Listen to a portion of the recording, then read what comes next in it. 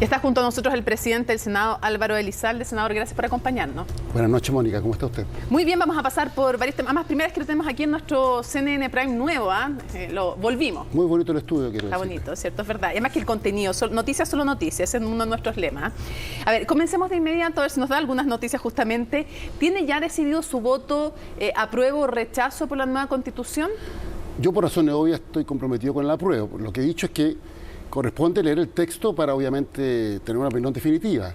Pero mi propensión al apruebo evidente toda es que creo que es fundamental tener una Constitución nacida en democracia. Pero así como yo he sido crítico con quienes están en la campaña del rechazo sin conocer el texto, creo que hay que ser, en ese sentido, no tener todo el estándar. Ya. Pero si usted me manifiesta, mi disposición, por razones obvias, es a favor de que tengamos un nuevo texto. Por una razón muy simple, porque además se estableció en la reforma que habilitó el proceso constituyente, lo que es un absurdo, voy a explicar por qué, que en caso de que triunfara el rechazo se mantiene la Constitución actual. ¿Y por qué digo que es un absurdo? Porque los chilenos ya se pronunciaron respecto de la Constitución 80-20 en contra. Entonces ahora se vuelve a plebiscitar la Constitución pasada en relación al nuevo texto. Entiendo y eso obviamente no creo que sea ahora, lo más sano. Si se decanta por el apruebo finalmente, usted después de leer el texto definitivo, ¿va a hacer campaña? Por cierto, que cuando uno se compromete con una postura, hace campaña, sí.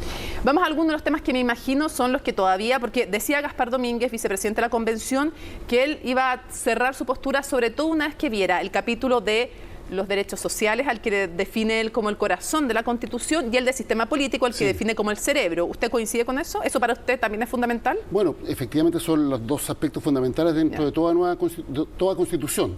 Y por tanto, obviamente, una vez que ya se conozca el texto, van a ser los elementos centrales para formarse una opinión definitiva. ¿Le gusta a usted, igual que al presidente, a su presidente Gabriel Boric, el bicameralismo asimétrico?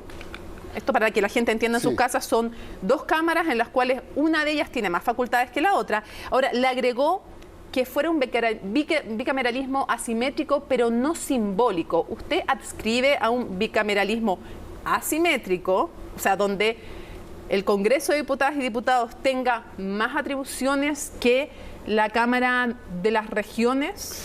Lo que pasa es que yo creo que este debate se ha dado descontextualizado. ¿En qué sentido? Creo que la naturaleza y la regulación del Congreso Nacional está determinado por el tipo de sistema político.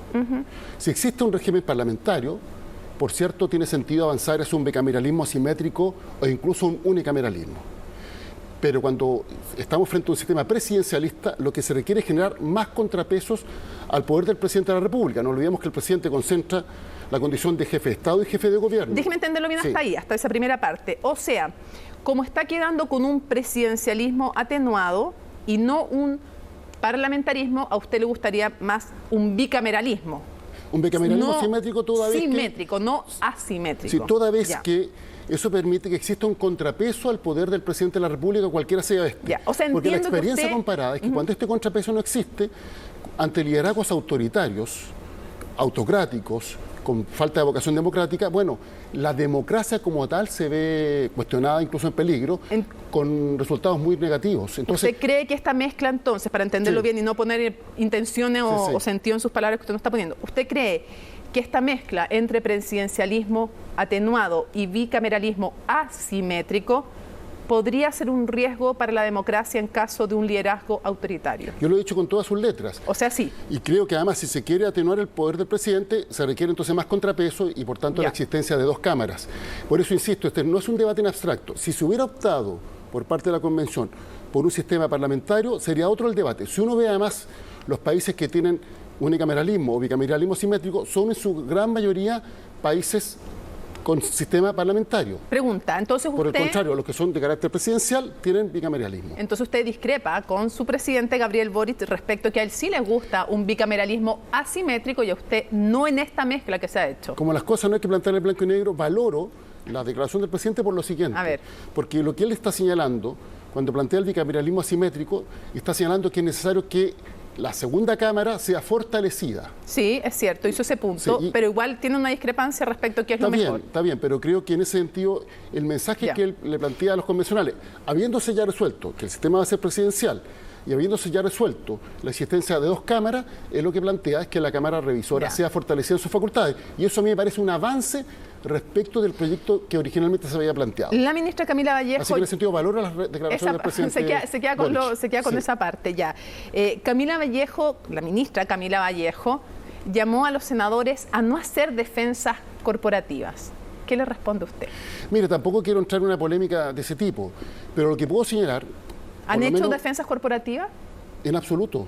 Puede que haya declaraciones aisladas de algún parlamentario que se puedan haber interpretado en ese sentido. Yeah. Pero si usted ve, el Senado no ha tomado ninguna decisión sobre la materia.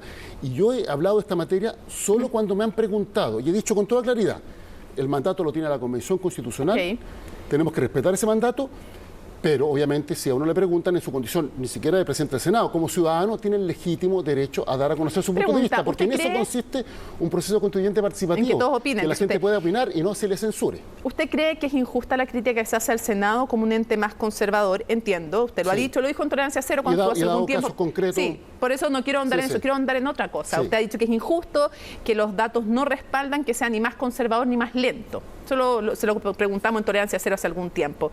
Pero quiero darle vuelta a la pregunta. Si le preguntáramos a la gente su opinión respecto a la Cámara de Diputados, ¿usted cree que la opinión de los ciudadanos y de las ciudadanas sería mejor que la que tienen del Senado? Mire, yo creo lo siguiente. Hay un cuestionamiento con la labor del Congreso Nacional en su conjunto. Algunos han interpretado esto solo como una crítica al Senado y no asumir que la crítica respecto de, insisto, el Congreso como tal. O sea, la gente no tiene una mejor opinión de la Cámara de Diputados que la del Senado. Yo creo que el cuestionamiento es a la institución como tal, y no a una Cámara por sobre otra. Pero insisto, cuando estamos en un debate tan relevante para tener una nueva Constitución y se está definiendo el sistema político, me parece que los contrapesos son fundamentales para proteger a la democracia, sobre todo los derechos de las minorías. Y en ese sentido, creo que este contrapeso permite que nuestra democracia, el día de mañana, si somos amenazados por liderazgo autocrático, como ha ocurrido en otras partes del mundo, tengamos herramientas para defenderla adecuadamente. ¿La reelección de la figura presidencial debería aplicarse para el próximo presidente y no para este? Tampoco me gusta la reelección presidencial. Pero si queda como una opción una reelección inmediata, ¿debiera contar para el próximo presidente y no para el actual presidente Gabriel Boric? Creo que en general la normativa debiera aplicarse en un próximo periodo, porque así se evita esta visión de que se está legislando sobre la base de intereses particulares. Entiendo. En ese sentido, el presidente Boric además ha sido explícito, que no tiene intenciones de esa naturaleza. Y lo comparo con lo que el presidente Lagos dijo con la reforma del 2005, cuando se planteó la posibilidad de la reelección. Él dijo, no me gusta la reelección, pero si hubiera reelección, tendrá que ser para los próximos periodos. Yo creo que las declaraciones del presidente Boric dan cuenta de un compromiso fidedigno y férreo con la democracia, evitando regulaciones pensadas en intereses personales. Jaime Baza decía que si ganaba el rechazo, iba a haber una crisis política y social. ¿Usted cree que si llegara a ganar el rechazo, habría una crisis política, una crisis social? ¿O usted, como otros han hecho, como Matías Walker, por ejemplo, el senador, llamaría a desdramatizar el hecho de que ganara eventualmente el rechazo? Mire, no se trata de desdramatizar o no. Aquí lo importante es cómo generar condiciones para que todos los sectores respetemos el resultado del primer plebiscito, el plebiscito de entrada. Pero pueden todos respetarlo, e igual que se genere una crisis social o política. ¿Usted cree que si gana el rechazo pasaría eso? Yo creo que la Constitución del 80 está política y socialmente derogada, aunque no jurídicamente derogada.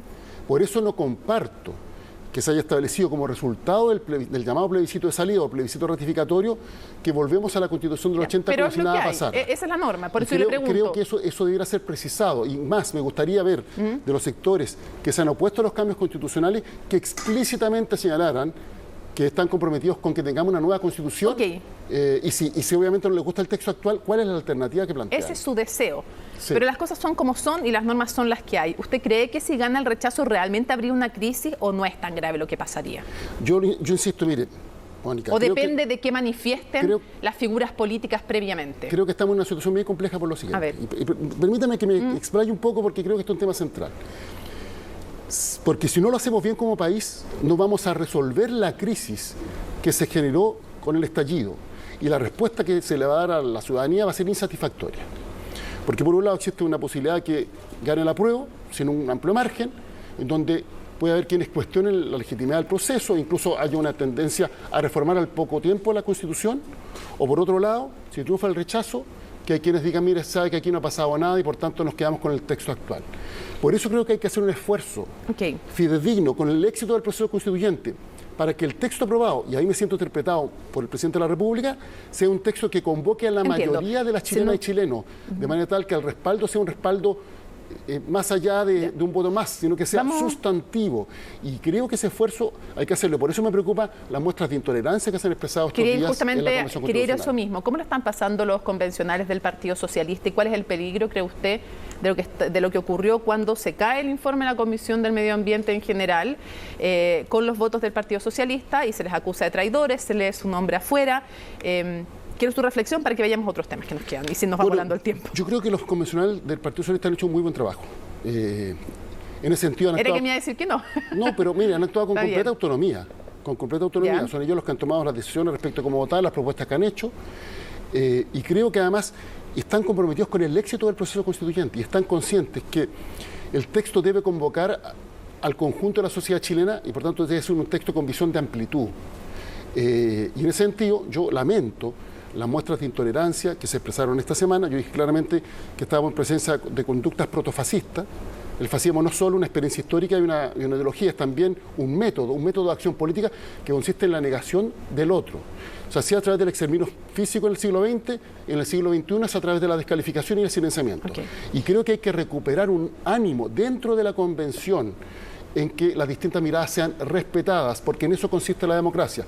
La mirada de cualquiera.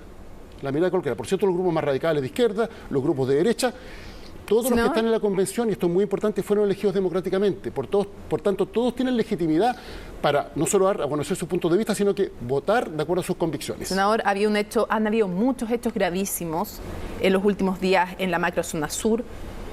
Quiero traer como a la mesa la presencia, con toda la solidaridad para su familia, un chofer baleado, está en riesgo vital. Quiero preguntarle, ¿usted cree que se requiere restablecer el estado de excepción constitucional o no? Mire, sobre ese punto, lo que nosotros planteamos es que entender el problema de la Araucanía solo como un problema de orden público, lejos de elevar los estándares de seguridad, los bajó. De hecho, cuando el presidente Piñera... Perdón, pero para que después me argumente, pero ¿cree que se tiene que restablecer o no? Cuando el presidente Piñera estableció y anunció el Comando Jungla, aumentó de acuerdo a la Fiscalía en un 70% la violencia rural en la zona, en un 70%. O sea, no fue la Araucanía una zona más segura. Entonces, ¿usted no está de acuerdo? Lo que yo he señalado es que creo que hay que darle un espacio y un tiempo a la estrategia del gobierno, porque las estrategias previas no han funcionado, no han dado resultados. Aquí hay una estrategia nueva y hay que darle un espacio que tendrá que ser evaluado en su oportunidad. Creo que esto tiene que ir acompañado, obviamente, de medidas que garanticen el orden público y los derechos de las personas. Pero el gobierno ha planteado que para darle una oportunidad al diálogo, el estado de excepción constitucional no era una señal y por el contrario impedía que se pudiera generar condiciones distintas en la zona. Entonces usted diría, mientras sea un espacio al diálogo, aún no restablecerlo. Demos un tiempo y se tendrá que evaluar. Perfecto. Quiero preguntarle, ¿qué tan clave ha sido el subsecretario Monsalves, que para quienes no sepan es del Partido Socialista, en la conducción en su rol como subsecretario del Interior? Lo que pasa es que, bueno, Manuel Monsalve como diputado fue un diputado espectacular y creo que está siendo un muy buen subsecretario del Interior, conceptualmente muy claro, está consciente de la complejidad del tema. Él además fue representante en el Congreso, precisamente por la provincia de Arauco, no solo la provincia de Arauco, también la de Biobío, pero la de Arauco, que es una de las que ha tenido problemas junto a la región de la Araucanía. Por tanto, conoce la realidad. Por cierto, no es una tarea fácil, es una tarea que yo no se la desearía a nadie, pero creo que le ha hecho un muy buen trabajo. ¿Puede decir lo mismo de Isquia Siches, la ministra del Interior? Porque algunos la han visto replegada en los últimos días, no presente en algunas cosas claves, aunque ella hoy día en una entrevista al Mercurio, que damos siempre los créditos, decía que no, que había estado también, por ejemplo, en el tema de los retiros y todo eso. Yo creo que quiero saber si usted encuentra que es de igual calidad el trabajo que ella ha hecho, o usted tiene alguna crítica a la ministra del Interior. Mire, el propio gobierno reconoció el error que cometió la ministra Siches. Ella misma pidió disculpas. Yo espero en todo caso que haga un muy buen trabajo. Insisto, hay que darle un espacio de tiempo para ver si la estrategia que haya anunciado da resultados.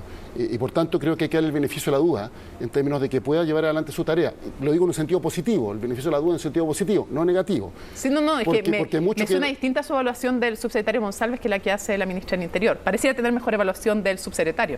Pero mire, las comparaciones son odiosas. No son odiosas, son políticamente válidas porque tienen cargos muy importantes. Ella misma reconoció que cometió un error y yo dije que fue muy valiente a reconocer el error y pedir disculpas, algo Perfecto. que en general no se ve en política.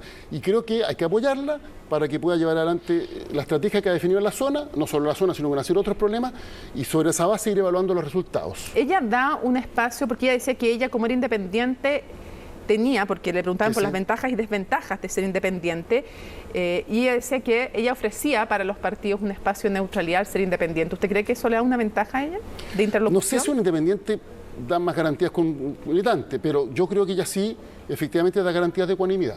Ya. Ella como Isca Siche, por lo que me ha tocado trabajar con ella. Ya, no ella como independiente. No por su condición de independiente, porque hay militantes de partidos políticos que también son ecuánimes.